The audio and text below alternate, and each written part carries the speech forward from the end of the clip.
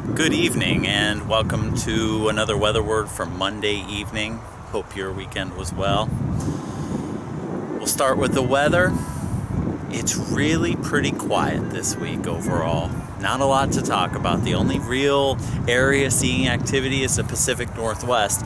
Now, as we look towards the map from Monday afternoon, which kind of already passed, you can see the low down in the Gulf. We talked about that last week. It's a little slower than it was supposed to be, and so it's just moving through Florida today.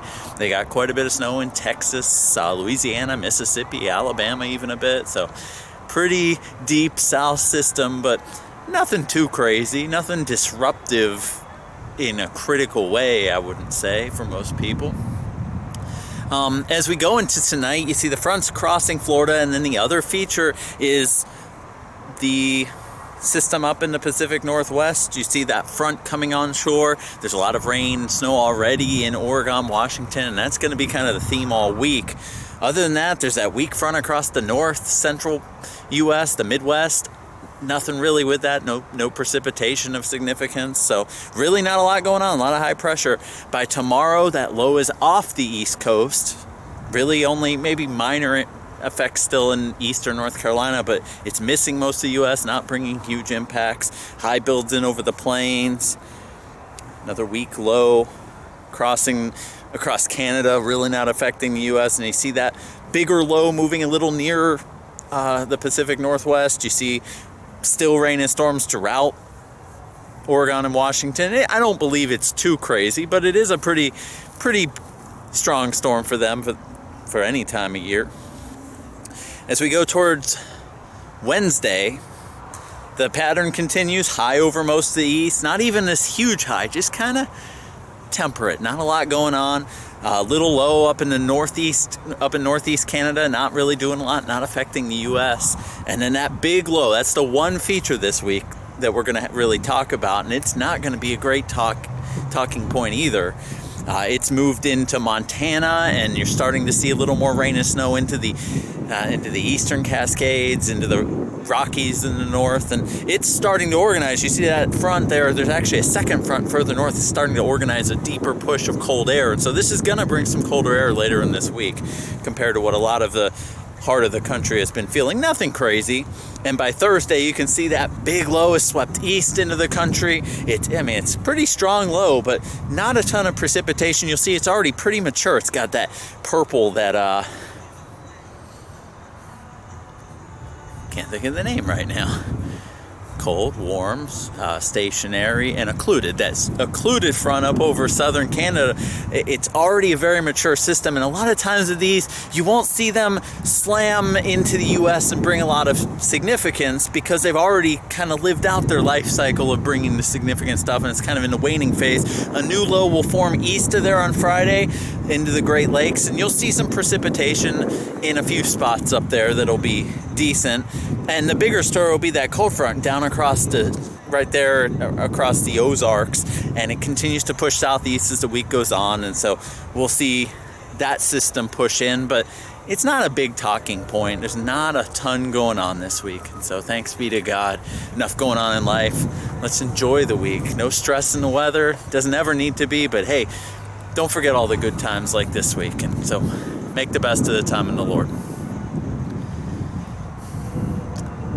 For the word part of the weather word,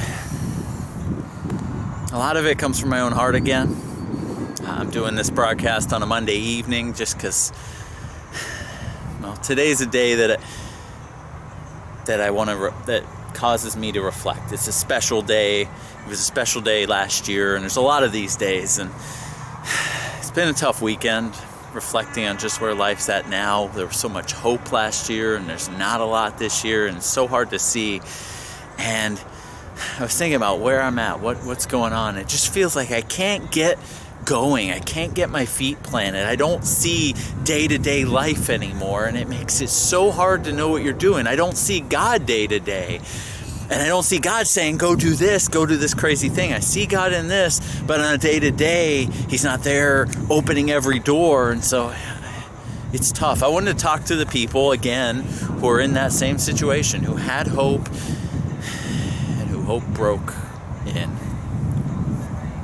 And I wondered with God, what should I talk about? My passion is you don't rush away from what God did. You keep it sacred. You remember the things that God did. You remember the places and the people. And I've often talked about that with people, but I'm here this weekend really reminded me,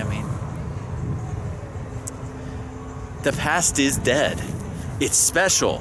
There's a lot of people that want, and this is what really God pushed me on. There's a lot of people that want to rush past the past and just toss it out and throw everything out.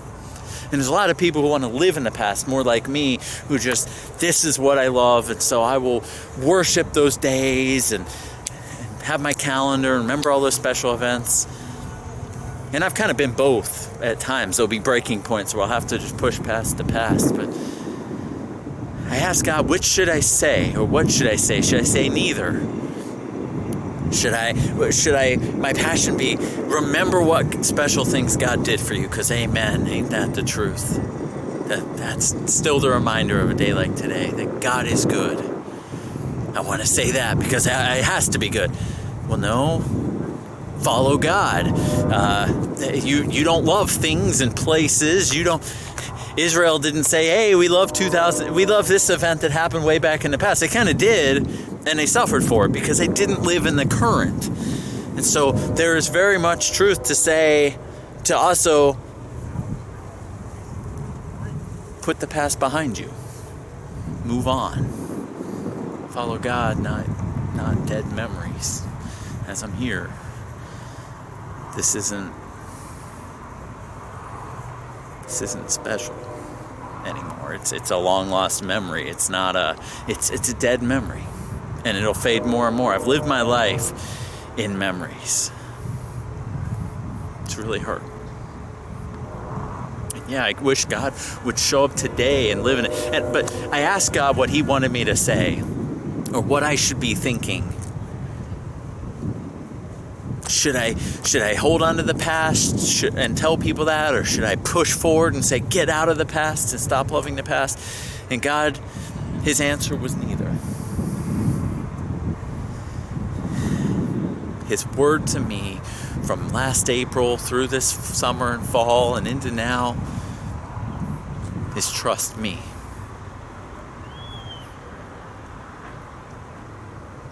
It's not if you do things the right way, it's going to be well. I've got it. You don't, if you're like me, you don't know day to day. It's tough just day to day because you can't get your feet back on the ground. You don't see hope. You miss what was. You had so much hope in that. And I'm not giving up on that hope. God has said some things that I'm holding to. But, and maybe that's the case for you, but don't live in the past either. It's not going to make it better. The memories, God didn't say don't look at them. He didn't say look at them. If you're the person like me who finds memories in the past special, I don't see God saying don't do that. And I see God saying it's not what exactly you do right now. Doing your way isn't going to matter. It's you can't see day to day. You can't understand. It hurts. It's tough. Now's when you have to hold on the hardest.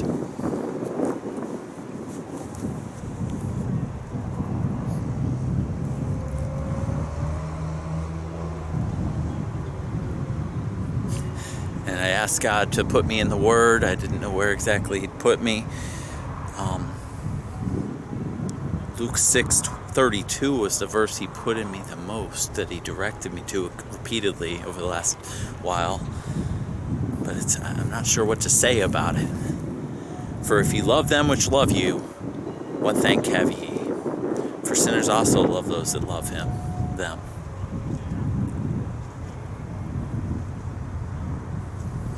There was one other verse, and don't give up on love. I see that in that. Don't hate the people that did you wrong. I was just listening to a sermon by Rich Vera, and he was saying, don't trust in people. Don't put faith in the government. They let you down. they mess up. The last week he said was so much proof that both the Democrats and the Republicans aren't trustworthy and aren't going to hold to things. And ain't that the truth? And have their own motives instead of doing what's right. That's really so true. But then he also said, don't put faith in your spouse. And I was like, what? That's what I'm looking for in life. That's what I'm ready to do. But they're going to let you down. That's when you have to love them that don't love you back. That's when you're called to serve those who aren't doing anything for you. I know that's why I'm here. And I'm here to call you to that, because I know God is speaking in your life to love, to serve, to fight. Jesus didn't do things for us because of what we did for him first. Look, we made all these things for you. We did all these things for you. I preached for you. None of that's going to bring salvation. Jesus Christ alone brings salvation and life. And my life, I know more than ever, isn't to serve my own wants, because my own wants just die. Now my life is to serve his wants. God, have your way. It's the truth. And people talked about, I've had people talk recently about me being a pastor, and it's so tough for me. It's like, I don't want to give up all the things I love. And I heard pastors in the past talk about how if there's a price to being a pastor. Now more than ever, I'm seeing it. Maybe I'm not going to have my dreams come true. I'm not giving up on God. He comes through when I least expect it. And days like today and recent years are so much proof of that. But I said to him that it's his. And so, should I really be surprised when it doesn't go the way I hope it will?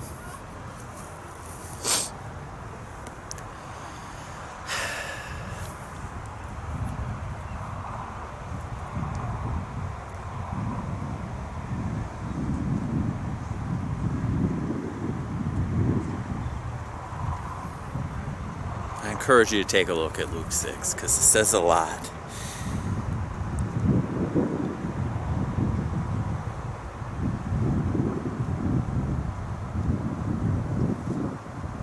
Talks about looking at the mote that's in your own eye rather than, or the beam that's in your own eye rather than the mote that's in someone else's eye. I know I've got a lot to learn from that, a lot to do in that.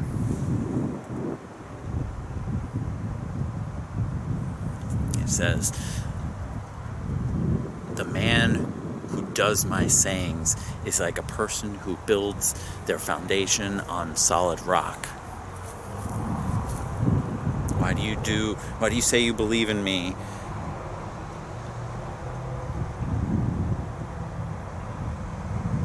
Why call ye me Lord, Lord, and do not the things which I say? There's a lot of things that are directly critical of me, challenging to me. It was a tough weekend. It was a negative weekend. It was a sad weekend. It was, there's so much hopelessness in me.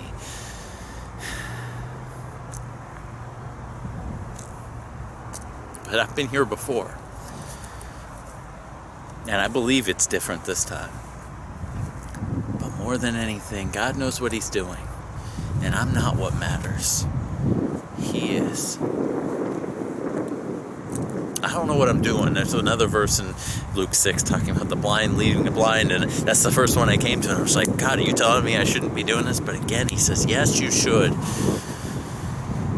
I don't know what I'm doing. I don't want to do it my way. I want to do it his. I pray that you will pray for me to understand what my purpose is, to be strong in faith, to be sharp in what I'm doing, to not give up when there's no vision, when you don't understand. My friends, I pray for you this week that you fight for the Lord, that you love when there's no reward. The evil will love those who love when it's easy. But more than that, I pray you put your faith in God. Stand. I know it's hard. If you're like me, I know so many people, it's so hard right now. But that's what he said. He didn't say, do this or do that to me. He, for 8 months now, and even into the past before that, said, you have to trust in me. And the road will come. And I'm a person who likes to hold on to things and kind of build things up. I think I don't, as much as I preach about be ready to die and the kingdom is the next world and I'm ready for that, I still don't live like it sometimes. This life is temporary.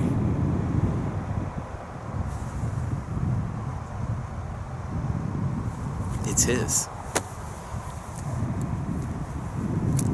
And if you're going to say to God, God, you are the purpose, you are what is most valuable to me, He's going to call you to that. He's going to change your life so that's the case.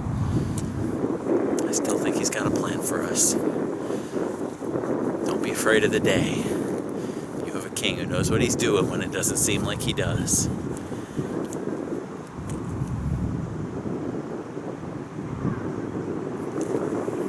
I pray you guys have a good week.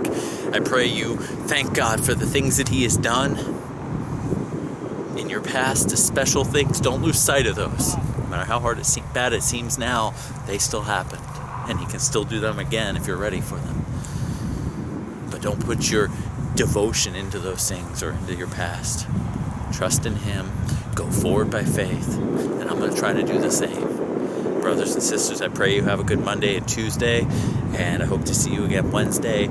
God, I'm praying to God that He's going to give me a sharp, strong word for you for Wednesday. And that we can grow going forth in Him. We need Him so bad. Pray with me for His direction and understanding, because I don't have all the answers. I feel like I have no answers half the time, but that's when He's leading the way. So pray to Him for direction for me, direction for you. He's the way.